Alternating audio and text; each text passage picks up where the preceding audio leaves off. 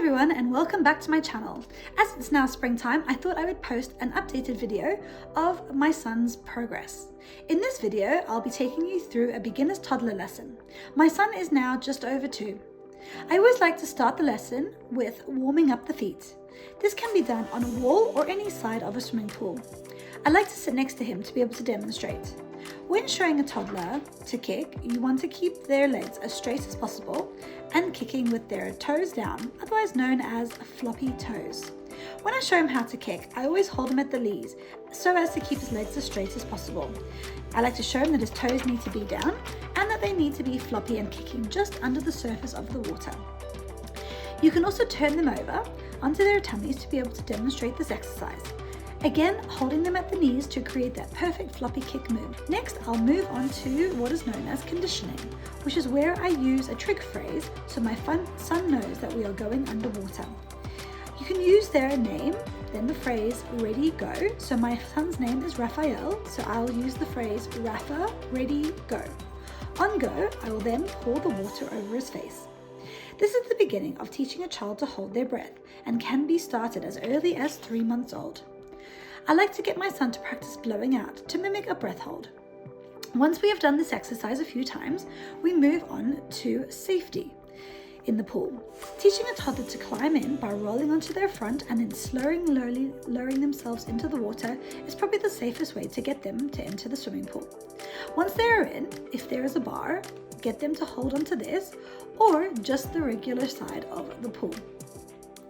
Getting them to do what I call monkey, moving themselves freely up and down the pole, creates independence as well as safety in the water. Once my son does this for a little while, I get him to practice closing his mouth and then lowering his lips into the water. Again, this is teaching him how to hold his breath. I try to get him to take a breath in, however, sometimes this doesn't always happen. So just kind of mimicking what he's doing gets him to understand that when his lips or mouth go into the water, they need to be closed. I like to always explain to my child that when our faces go into the water, we don't want to drink the water. So again, practicing this just on the surface whilst they're holding on can be a really fun exercise to do. Of course, when we come up, we again practice the blowing out technique so that they know that they hold their breath underwater and they exhale when they come on to the surface of the water. Repeating exercises several times gets to embed this in their little heads so that they remember the exercise for the next time that we do it. I like to keep the lesson very light-hearted and fun. Because I am teaching my son, it's not as easy as it would be teaching a student. Of course, I'm mummy first and his teacher second. So we like to do what I like to call accidental learning, whereby we do a few exercises and a lot of it involves play. Play with toddlers at this age is so important because that is really how they actually learn. Once we have done this a few times, practicing holding on, I like to do something called the crocodile walk, whereby I get him into a shallow bit of water and I get him to lie on his tummy and crawl using his arms and his legs. This gets him used to being low down to the water, and I always let him know that as soon as the water comes near his mouth, that he needs to keep it closed.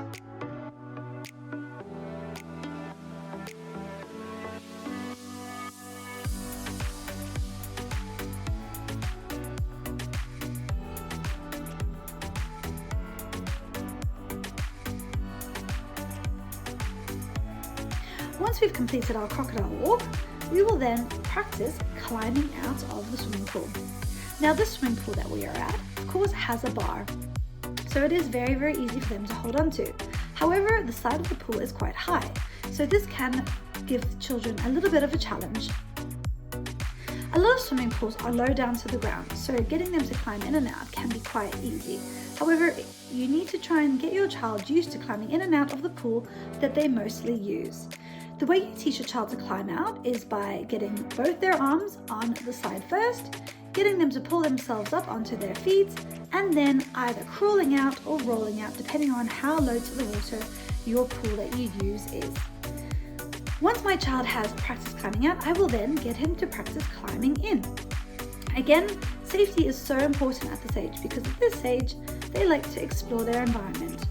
So by getting him used to climbing in and out of the pool, I know that he is safe when entering and exiting.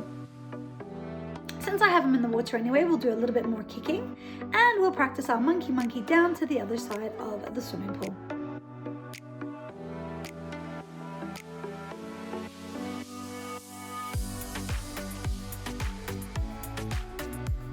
Here he goes again, wanting to practice climbing out. And again, I just encourage him to do whatever he feels happy doing in the water. As I say, being his mom first, it's not always about teaching. I like to call it a little bit of accidental learning whilst we're having fun together in the water. I will then move him into the shallow end where we'll practice a little bit of jumping up and down and also something known as gripping. As you can see, he's holding onto my rash vest really tightly and I'm not holding him at all. This just lets him know that whenever he is in the water, he must hold on to something so that he can keep his face up. Again, this creates a little bit of independence.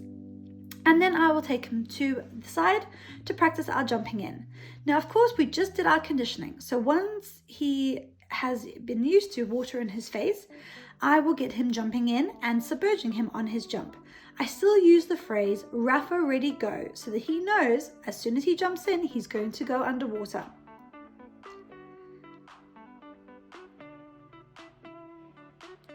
Once we've done our jumping in, we will practice what is called a star float.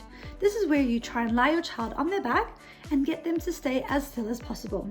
Of course, this doesn't always happen, so if they're kicking, it's not a problem at all. We used to start at 5 seconds on the back and we have now graduated to 10 seconds.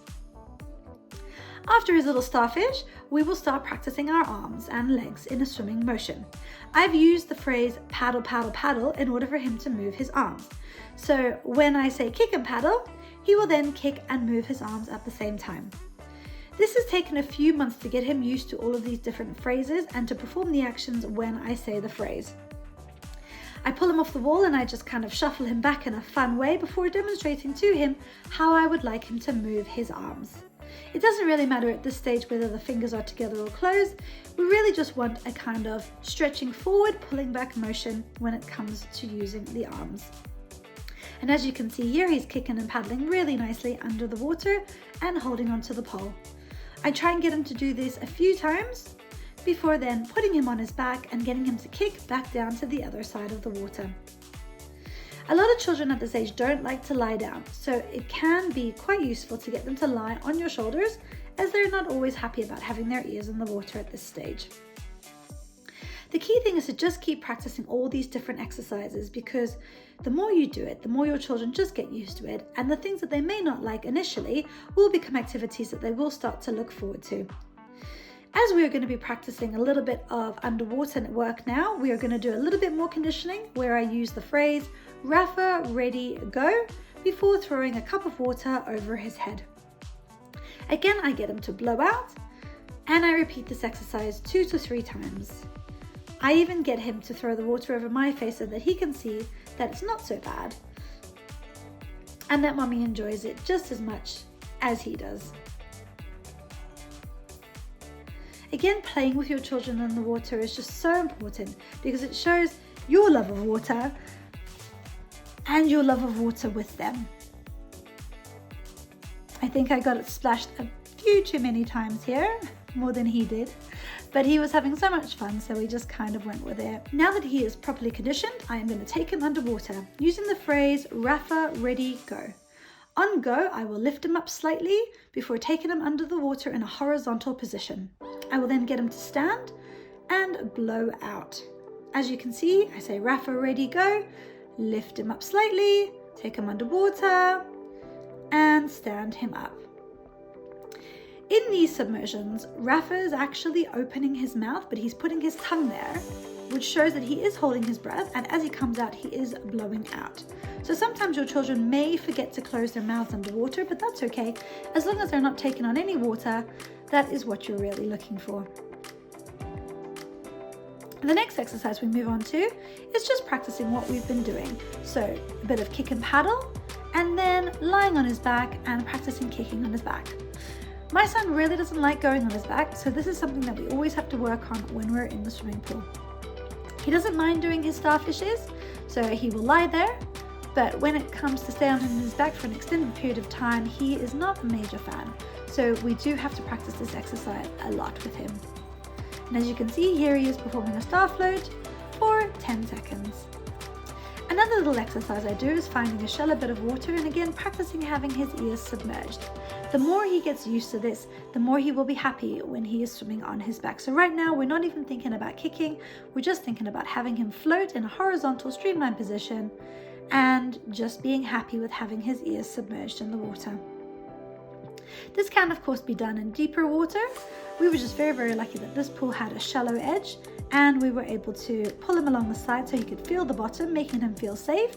But then also we pull him across the deeper end of the water where he can feel the sensation of what it's like to be on his back in a swimming pool.